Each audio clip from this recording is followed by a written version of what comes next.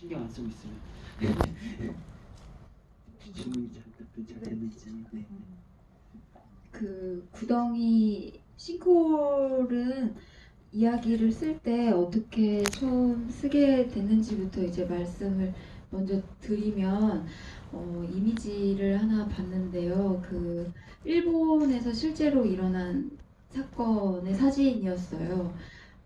세븐일레븐 편의점 앞에 정말 큰 구덩이가 생겼던 사진인데요.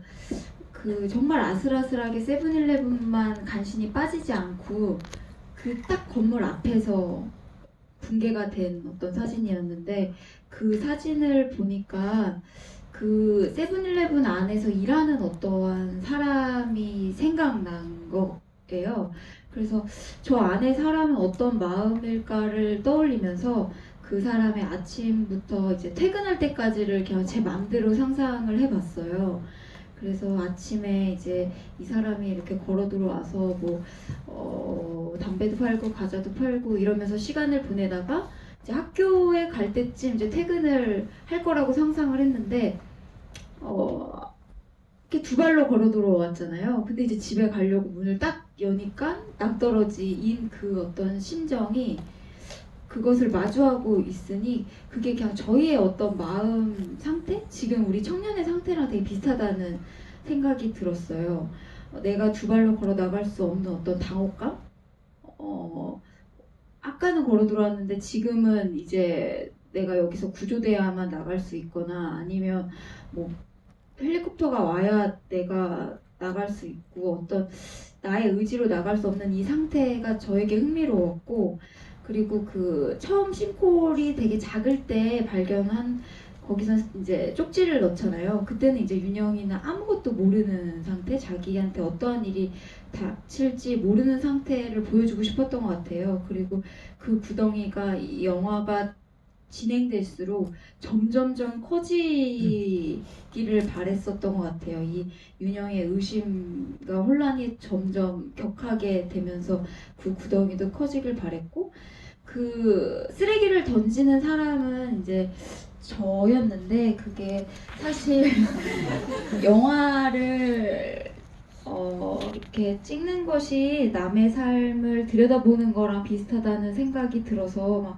아저씨 이거 구경해도 돼요? 막 이런 말을 제가 일부러 연기하는 게 재밌다고 생각도 들었던 것 같아요. 근데 거기 싱크홀에 무엇이 구멍이 파였을 때 뭘 던지고 싶은 심정 어떤 욕망이 저의 욕망과도 되게 비슷했던 것 같아요.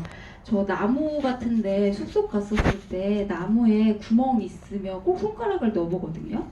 그러니까 그 이제 문소리 선배님도 얘기해 주셨는데 콘센트에 애기들도 젓가락도 꽂고 그러잖아요. 어떤 그런 욕망이랑 비슷한 어떤 거라고 생각을 했고 그래서 윤영이도 사실은 거기다가 굳이 안 던져도 되는데 던지고 싶은 욕망이 있었던 거고 근데 초반부터 성원을 그곳에 빠뜨려야지는 생각을 못했던 것 같아요.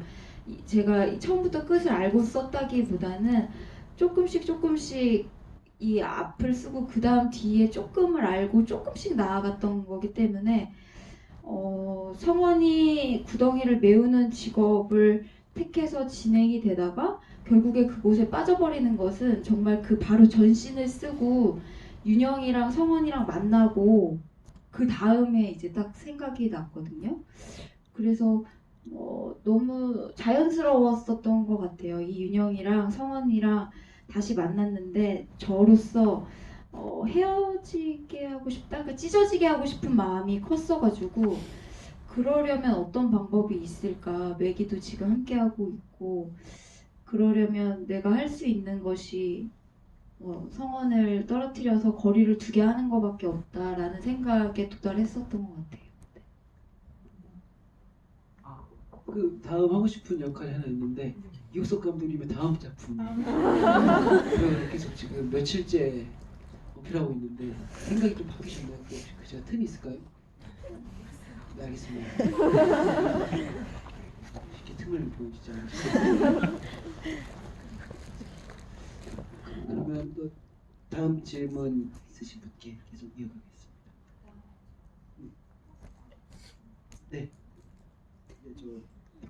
엽서. 네.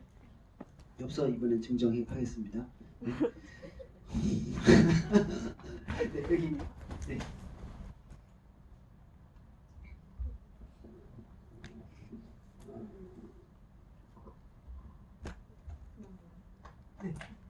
그 마지막 장면에 윤영이가 쉼터에서 도망을 갔다가 다시 와서 그 안쪽을 보잖아요. 그 이유가 궁금해서 지금. 도망가는 거를 저는 이제 그렇게 생각했었던 것 같아요. 땅이 무너지니까 몸이 반사적으로 이제 위험을 느끼기 때문에 감지하고 멀리 이렇게 도망쳤다고 생각이 들고, 그 다음에 이제 이 구멍이 난 후에 점점 좀 다가가서 성원을 바라보는 얼굴이라고 생각했는데, 저도 이제 관객분들이 오늘 그 윤영이의 어떠한 표정을 보고 어떤 마음을 가지셨을까 되게 궁금해요. 근데 저로서 말씀을 드리면, 그때 당시 제가 시나리오를 쓸 때 그건 알고 있었거든요. 윤영이가 이 성원이를 지나쳐 갔으면 좋겠다. 그냥 다시 함께하는 시간이 만들어지지 않으면 좋겠는 거는 알겠었어요. 그리고 이 영화가 끝나도 윤영이가 행복하고 건강한 삶을 살기를 바랬고, 근데 그게 참 잘 안 됐었어요. 계속 그 안을 들여다보게 되는 거예요. 그러니까 발이 떨어지지 않고 그를 계속 지켜보면서 어떤 마음이 들었냐면, 관객분들한테 이제 어떻게 내가 해야, 어떻게 할까요? 이게 어떻게 해야 내가 여기서 벗어날까요? 라는 어떤 물음들을 던지는 마음이 컸었던 것 같아요. 우리가 머리로는 아는데 마음이 이미 너무 신뢰를 오래 갖고 사랑을 했었기 때문에 한 방에 딱 칼처럼 되지 않잖아요. 그런 어떤 복잡한 마음들이 예전에 쓸 때 있어서 이 영화를 보여드리고, 어떠한 생각과 어떠한 마음의 결정들을 통하셔서 여기를 벗어나는지를 듣고 싶었었는데, 지금은 이제 얘기를 많이 해주시고 대화를 많이 하다 보니 제가 단단해진 게 있어요. 이게 무슨 말이냐면, 옛날에 주저했던 그런 마음들이 많이 사라지고, 나 이제 넌 여기서 이제 안녕이고 나는 이제 앞으로 나아갈 거고, 너랑 이제 헤어질 수도 있을 거라는 어떤 마음의 정리가 되는 장면으로 저는 이제 다시 보이거든요. 그래서 앞으로 제가 제 주변에 누군가가 이런 일이 생기거나 아니면 제게도 이런 일이 생길 수 있잖아요. 그랬을 때 조금 더 단호하게, 조금 더 시간을 단축해서 그곳을 벗어날 수 있는 사람이 된 것 같아요. 이제 영화를 만든 지, 처음 시나리오를 쓰고 시작한 지가 2년이 지났거든요. 그게 저에게 가장 큰 변화고, 근데 관객분들은 오늘 어떻게 느끼셨는지는 잘 모르지만 저는 이런 어떤 변화를 그 엔딩 장면을 통해서 관객분들이랑 얘기하면서 많이 달라졌어요. 네, 그런 의도였던 거예요. 네.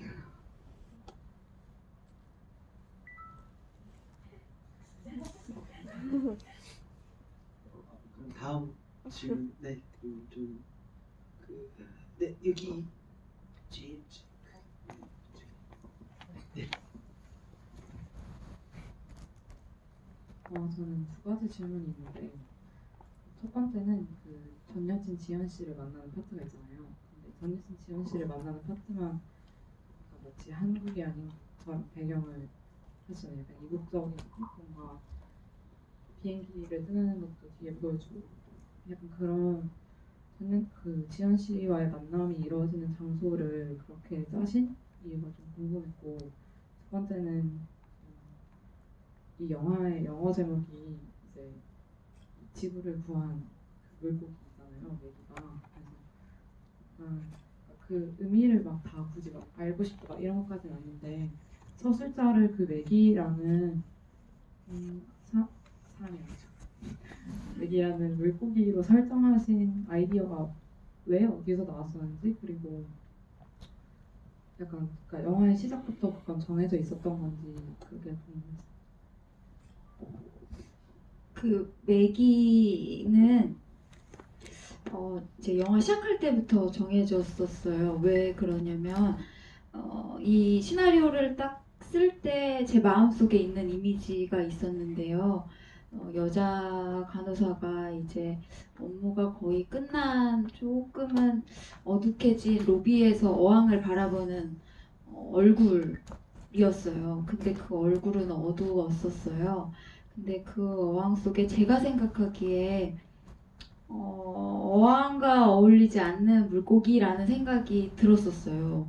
그러니까 우리가 익숙하게 봐왔던 어떤 물고기가 아니라 조금 낯선 물고기가 병원 로비 안에 어항 속에 있는 것이 저를 자극했었던 것 같아요. 얘는 뭐지? 어떻게 여기에 있고, 우리가 익히 봐왔던 물고기랑은 다르다라는 생각이 이제 궁금함에 더해져서 그 뒤를 이어갈 수 있었는데요. 그 윤영이가 겪는 일들이 지금 사람으로 인한 어떠한 혼돈이나 혼란이나 의심이나 믿음이 흔들리는 어떠한 가정이잖아요. 그래서 이 앞으로 벌어질 일이 윤영이에게 너무 가혹하기도 해서 그 곁에 누군가가 있었으면 좋겠다는 생각을 한 것 같아요. 그리고 우리한테도 있었으면 좋겠는데 사람이 아닌 존재는 참 믿기 차라리 의심할 필요가 없어서 더 좋다고 생각이 들었던 것 같아요. 그러니까 맥이라는 존재가 사실은 이 영화에서도 그렇듯이 지진을 감지하잖아요. 그러니까 우리가 모르는 것을 미리 먼저 안다는 것이 저에게는 조금 위안이 되는 거예요. 나보다 먼저 몸소 뛰어서 무엇을 알려준다는 그 마음이 이쁘기도 하고 그런 존재가 내 곁에 있으면 나의 안전이 조금은 보장될 것 같은 느낌도 들고 그리고 이 영화에서도 그랬듯이 가만히 있는 모습만 봐도 우리는 식물이나 동물을 보면서 위로를 많이 받잖아요. 오늘 아침에도 엄마가 핸드폰으로 뭘 이렇게 찍고 계시는 거예요. 그래서 다가가 보니까 그 나무에 순이 이렇게 진짜 조그맣게 나온 걸 찍고 계시더라고요. 되게 좋아하면서. 그러니까 진짜 사람은 누군가와 대화를 통해서도 위로를 받지만 그렇게 어떠한 강아지, 뭐 고양이, 식물, 물고기들을 보면서도 되게 위로를 많이 받았었거든요. 저도. 그래서 윤영이에게도 그런 존재가 있었으면 좋겠다고 생각을 했고 이 맥이라는 이름도 캐피씨가 아니었던 게 뭔가 물고기 그 이상의 어떤 존재로 받아들여셨으면 좋겠다라는 마음이 제일 컸고 신비롭다고 생각이 들어서 가장 매력적이었고 다시 아까 앞서 말했던 어항에 어울리는 물고기는 사실 아무데도 없다라는 것을 이제 영화를 만들고 시나리오를 쓰면서 알게 됐어요. 그리고 또 질문을 해주셨던 게 제가 말을 하다가 또 까먹었는데 기억나세요? 지연 씨가 맞아요. 그 공간이 그러니까 어떤 공간을 할지 많이 생각을 한 것 같아요. 이 이대 앞에 카페에서 만나도 되잖아요. 근데 굳이 그런 공간을 찾았던 이유가 윤영이 지연의 세계로 들어온다라는 게 시각적으로 확 느껴졌으면 좋겠다고 생각을 했어요. 그래서 너무 운이 좋게 비행기가 그때 촬영을 할 때 딱 지나갔고 그래서 딱 내리는 순간 둘이 이제 마주하는 장면을 찍게 되었는데 뭔가 그 낯선 공간이 주는 또 어떤 불안도 있어요. 제가 익숙한 우리 동네에서 만나서 누군가에게 진실을 듣는 거랑 아주 모르는 공간에 가서 누군가에게 진실을 들었을 때 사실 익숙한 공간에서 진실을 믿기가 더 쉬운 느낌이 마음속에 있더라고요. 그래서 더 낯설었으면 좋겠다고 생각을 했고 그 낯설음을 왜 계속 강요했었냐면 세상을 살면서 우리가 누구를 너무 믿기 힘들어졌잖아요. 근데 그렇게 지연처럼 진실을 얘기하고 있는데 내가 못 알아채는 거가 너무 무서웠어요. 그래서 윤영이도 지연 씨가 저렇게 진실을 얘기하고 있는데 못 알아채면 어쩌지? 라는 마음이 있어서 일부러 더 낯선 공간에서 윤영이가 흔들릴 수도 있는 어떠한 모습을 보여주고 싶었었어요. 왜 그러냐면 비둘기를 여자 지연이 막 하고 있잖아요. 그것도 지연을 만약에 그날 하루만 딱 만났다면 지연이 되게 이상한 여자처럼 보일 수도 있는 어떤 함정이 돼버려요. 근데 사실 성원과 같이 저희 영화 속에 성원의 사진이 잠깐 등장하는데 거기에 비둘기 사진이 있거든요.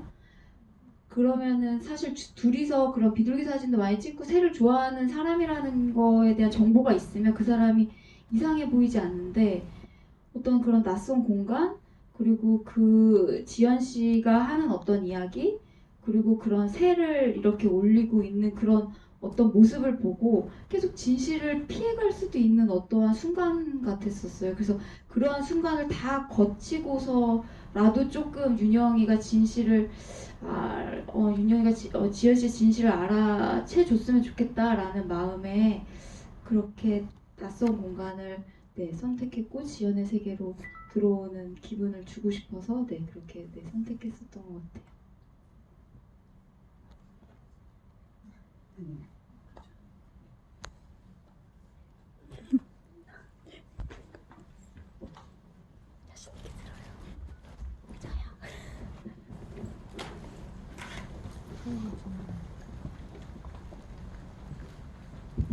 정말 몇 번을 봐도 너무 재밌는 것 같아요. 제가 정말 제 영화에서 좋아하는 부분이 그 여러 가지 에피소드가 한 영화에 있는데 이제 장면이 전환되거나 에피소드가 전환될 때 그 편집 그 부분이 너무 좋아하는데 예를 들어서 이제 성원이가 이렇게 히어로 그림을 그려주고 원위치 했을 때 정말 병원이 원위치 되는 장면이 나온다던가 그 얘기에 자기소개가 나오고 얘기 아빠의 얘기가 나오면서도 그런 장면이 나온다거나 하는 부분을 굉장히 좋아하는데요.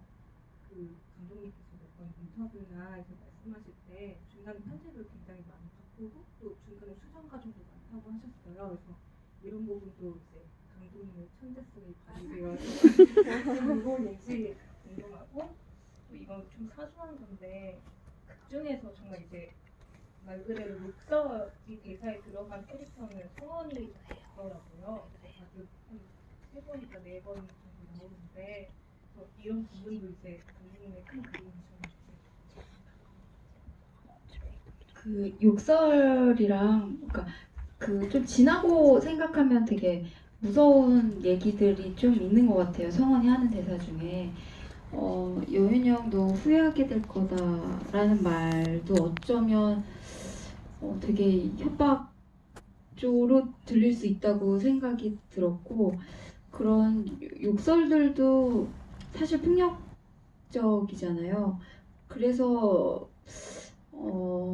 앞에서 뭐 그림을 그려주기도 하지만 그림을 그려주고 자전거를 태워주고 이렇게 뭔가 따뜻한 느낌도 있는데 뒤돌아서 생각하면 조금 섬뜩하기도 하고 이 사람이 만약에 정말 폭력을 저질렀다라는 사람으로 생각하고 그 대사를 들으면 좀 다르다는 생각이 있어서 그렇게 의도했었던 거고 편집 같은 경우는 구교환 선배랑 같이 편집을 했었어서 어떤 해주실 말씀이 있지 않을까요? 저희가 편집을 왔다 갔다 했던 거 그리고 저희가 어떤 걸로도 많이 수정을 했냐면 남을 보여줬을 때 어떤 차이를 못 느낄 정도도 되게 집착해서 뭐가 더 좋은지를 많이 고민했었던 것 같아요. 근데 그 과정의 이야기들을 해주실 수 있을까요?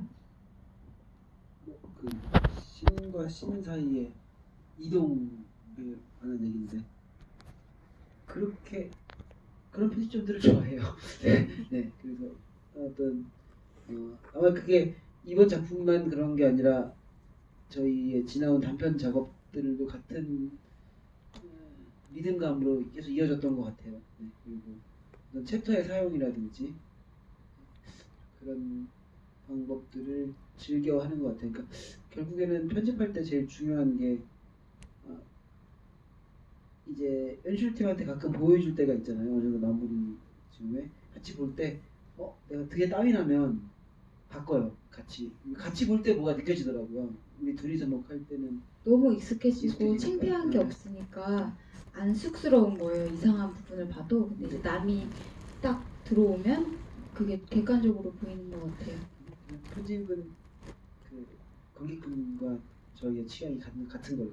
네, 그리고 그런 것도 고민했었던 것 같아요. 어느 시점에 지연이 등장을 해야 할까도 많이 고민했었던 것 같아요. 어떤 편집본에서는 지연 씨가 되게 초반부터 등장했었던 적도 있고, 그렇게 되면 사실 씬의 진행이 이미 우리가 지연 씨를 알고 있기 때문에 또 다 다른 감정으로 다가오기도 하고, 그래서 그런 선택들을 계속 해 나갔었던 것 같아요. 어떤 것이 맞을까라고 생각하면서 네. 그 이옥석 감독은 참 대단한 게 많이 대단하죠. 재밌는 게 악어가 나오는 미공개 씬이 있어요. 아직 근데 그거를 악어가 나와야 된다는 거예요.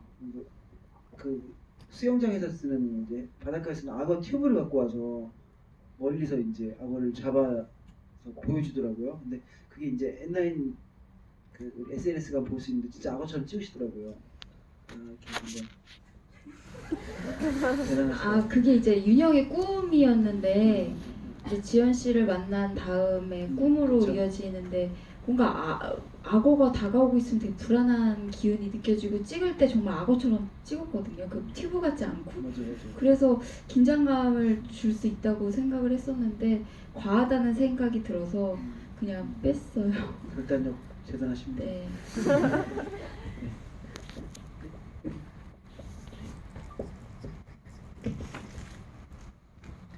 제가 편집을 잘 하는 것 같아요. 네, 영화 재밌게 잘 봤고요.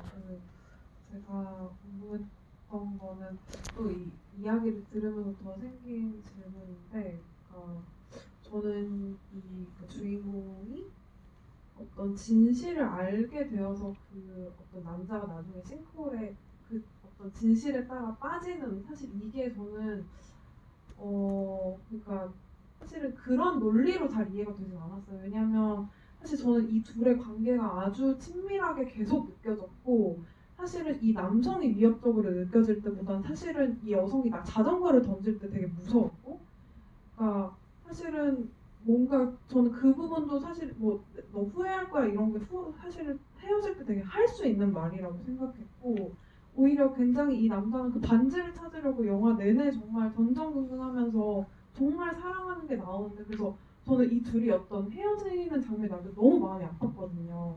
그래서 사실 싱크홀에 나중에 떨어지고 끝나도 내가 만약에 이걸 다시 이후에 이야기가 있다면 그 남자가 싱크홀에서 이렇게 팍 쏟아 나오는 그런 장면이 상상이 네, 그렇게가 아니면은 너무 납득이 안 되는 거예요. 왜냐면 사실 이 여자는 너무 낯선 그 지연, 너무 갑자기 등장했고, 그리고 그 어떤 나 때린 적 있어, 나 전 여친 때린 적 있어라는 한마디 말로 그럼 그게 진실이 되는 것인가? 그러니까 저는 그 진실도 너무 복잡할 것 같거든요. 그 어떤 왜 어떻게 때리게 되었는가? 그것이 어떤 방식이었는가가 너무 그 속에 다층적인 진실이 있는 것 같고, 그래서 갑자기 그 낯설게 등장한 그 여성을 갑자기 믿어버리고 이 오랜 관계, 이 친밀한 관계를 정말 한마디 그 질문도 없이 뭔가 버린다는 것이 사실 저는 잘 너무 너무 마음이 아팠어요. 그래서 그 구덩이가 저한테 너무 무섭기도 했고, 처음에 그 작은 구덩이부터 해서 아무튼 너무 구덩이가 너무 무섭기도 했고 영화를 보면서, 그래서 뭐 이런 거에 대한 생각도 궁금했고, 또 거기 이제 계속 이렇게 두 번인가 나오는 말이 있죠. 구덩이는 뭐 빠지면은 구덩이에 뭐를 술집에서는 구덩이에 그래서 저는 정말로 그렇게 생각하시는지, 구덩이를 파지 말고 구덩이에 빨리 피하는 것이 정말 그렇게 생각하시는지 뭐 그런 것도 궁금했습니다. 그러니까 현실에서 사실 너무 안 되는 어떠한 것이었어요. 이게 무슨 말이냐면 참 이 사람이 폭력을 저질렀다라는 것을 알고도 저는 오랜 시간 만나는 친구들도 봤고 심지어 그게 자신이었어도 그리고 그거를 결혼한다고 했어도 내가 말릴 수 없다라는 것도 제가 당연히 그거를 알았었어요. 이게 전 차라리 잘 됐었다고 했었거든요. 친구한테. 왜 잘 됐, 너 차라리 지금 너무 다행이다. 차라리 너 지금 이거 알아서 얼마나 다행이냐라고 말까지 하고 그리고 시간이 흐르고 결국 이제 결혼을 할 때 제가 이제 어떻게 손을 쓸 수 없었어요. 둘의 관계에 제가 어떻게 힘이 간다 해도 그게 안 되더라고요. 그래서 이게 참 저라도 왜 친구가 이러는지를 알겠고 이게 안 된다는 걸 너무 잘 알고 있어서 영화에서는 좀 그런 결단을 보여주고 싶었던 것 같아요. 그리고 어떠한 진실이 더 필요할까라는 의문을 항상 있었던 것 같아요. 왜 그러냐면 분명히 용기를 내서 맞았다고 오랜 시간이 지났지만 얘기해준 사람이 있고 뭐 내일 안 만나고 앞으로 만날 일이 없을 거지만 그리고 오늘 처음 만났지만 되게 중요한 이야기를 해줬다고 생각을 했어요. 그리고 성원은 뭐 몇 년을 만나고 얼마나 친밀했던 간에 저는 윤영의 안전이 저는 제일 중요하다고 생각이 들거든요. 그리고 이 사람이 나 아니야 라고도 안 했고 심지어 나 때렸다라고 되게 뻔뻔하게 이야기하잖아요. 그럼 여기서 우리가 현실에서는 아마 또 막 그랬을 거예요. 되게 나쁜 말인데 너 뭐 그 과거에 이유가 있었겠지. 그리고 뭐 맞을 일이 있었겠지라는 말까지 하잖아요. 저희가 그게 저는 너무 싫었었어요. 세상에는 맞을 짓은 없다고 생각이 들고 어떠한 이유로도 폭력은 없어야 된다고 생각이 드는데 이게 저희가 지금까지 크면서 그런 게 잘 단단하게 잘 어떻게 안 됐었던 것 같아요. 계속 네가 참고 살아야지라든지 뭐 좀 윗세대 분들 그리고 뭐 이런 손찌검이 한번 시작되면 끝없이 반복된다는 걸 알면도 불구하고 또 빌면 또 다시 막 만나게 되고 이런 것들이 제가 되게 떼어내기가 힘든 어떠한 걸 너무 잘 알고 있어서 영화에서는 그런 것과 거리를 되게 많이 두려고 했었던 것 같아요. 그리고 바로 그렇게 한 것도 윤영이가 묻지 않은 것도 가해자의 우리에 너무 익숙해요. 사정을 들었던 것들이 항상 이 가해자는 공부도 너무 잘했고 앞이 창창하잖아. 너가 한 번만 봐줘 라는지 이런 어떤 피해자를 상처 주는 어떠한 말들을 듣고 싶지 않았었던 게 가장 컸었던 것 같아요. 그래서 당연히 그 슬픔을 느끼는 거는 너무 당연한 마음이고 분명히 성원에게 어떠한 사정이 있을 거라고 생각되는 마음도 너무 당연한 것 같아요. 그럼에도 불구하고 그렇게 우리가 좀 더 안전하려면 이 방법이 최선이고 그것을 계속 그렇게 선택할 수 있게 마음을 훈련해야 좋을 것 같다라는 생각을 하는 것 같아요. 저는. 네.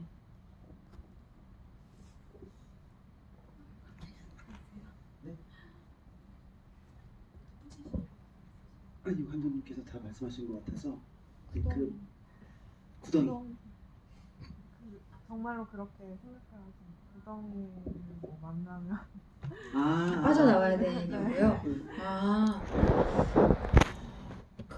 저는 그래도 그 말이 저에게 제가 어떠한 상황 속에서 되게 에너지를 준 말이에요. 그리고 계속 그게 윤영이, 지연이, 우리가 다 같이 안전하게 행복하게 살 수 있는 어떤 메시지라고 생각이 들었고 성원이만 빠졌지만 그 아파트 사면을 보면 사실 그것도 구덩이 같아요. 그러니까 그것을 좀 빨리 벗어나는 것이 좋지 않을까? 그 말은 즉슨 성원과의 관계를 유지하는 것보다는 조금 빨리 찢어지는 것이 좋지 않을까라는 생각이 되게 간절했었던 것 같아요. 아파트 아파트 사면 아파트는 이제 매기가 2만 5천 관객을 넘고 지금 2만 8천 관객이 되면서 매기 투어의 관광 명소로 네 저희 부모님이 사주고 계시는 곳인데 연대시 나누실까 그렇습니다. 네 지금 손 들어주신 네 맞습니다. 네, 잘 봤고요. 배경이 처음에 등장할 때 신이 다른 사람도 좀 그렇고 약간 과거 같잖아요. 약간의 과거 같은데 나오는 음악이 너무 좋았거든요. 약간 좀 안 맞는 것 같고 되게 뻔한 냄새가 나는데 예, 그래가지고 되게 좋았는데 또 반칙으로 신경 안 쓰고 있으면 질문이 잘 답변 잘 됐는지 네. 그 구덩이 싱크홀은 이야기를 쓸 때 어떻게 처음 쓰게 됐는지부터 이제 말씀을 먼저 드리면 이미지를 하나 봤는데요. 그 일본에서 실제로 일어난 사건의 사진이었어요. 세븐일레븐 편의점 앞에 정말 큰 구덩이가 생겼던 사진인데요. 그 정말 아슬아슬하게 세븐일레븐만 간신히 빠지지 않고 그 딱 건물 앞에서 붕괴가 된 어떤 사진이었는데 그 사진을 보니까 그 세븐일레븐 안에서 일하는 어떠한 사람이 생각난 거예요. 그래서 저 안에 사람은 어떤 마음일까를 떠올리면서 그 사람의 아침부터 이제 퇴근할 때까지를 그냥 제 마음대로 상상을 해봤어요. 그래서 아침에 이제 이 사람이 이렇게 걸어 들어와서 담배도 팔고 과자도 팔고 이러면서 시간을 보내다가 이제 학교에 갈 때쯤 이제 퇴근을 할 거라고 상상을 했는데 이렇게 두 발로 걸어 들어왔잖아요. 근데 이제 집에 가려고 문을 딱 여니까 낭떠러지인 그 어떤 심정이 그것을 마주하고 있으니 그게 그냥 저희의 어떤 마음 상태? 지금 우리 청년의 상태랑 되게 비슷하다는 생각이 들었어요. 내가 두 발로 걸어 나갈 수 없는 어떤 당혹감? 아까는 걸어 들어왔는데 지금은 이제 내가 여기서 구조돼야만 나갈 수 있거나 아니면 뭐 헬리콥터가 와야 내가 나갈 수 있고 어떤 나의 의지로 나갈 수 없는 이 상태가 저에게 흥미로웠고 그리고 그 처음 싱크홀이 되게 작을 때 발견한 거기서 이제 쪽지를 넣잖아요. 그때는 이제 윤영이는 아무것도 모르는 상태, 자기한테 어떠한 일이 닥칠지 모르는 상태를 보여주고 싶었던 것 같아요. 그리고 그 구덩이가 이 영화가 진행될수록 점점점 커지기를 바랬었던 것 같아요. 이 윤영의 의심과 혼란이 점점 격하게 되면서 그 구덩이도 커지길 바랬고 그 쓰레기를 던지는 사람은 이제 저였는데 그게 사실 영화를 이렇게 찍는 것이 남의 삶을 들여다보는 거랑 비슷하다는 생각이 들어서 막 아저씨 이거 구경해도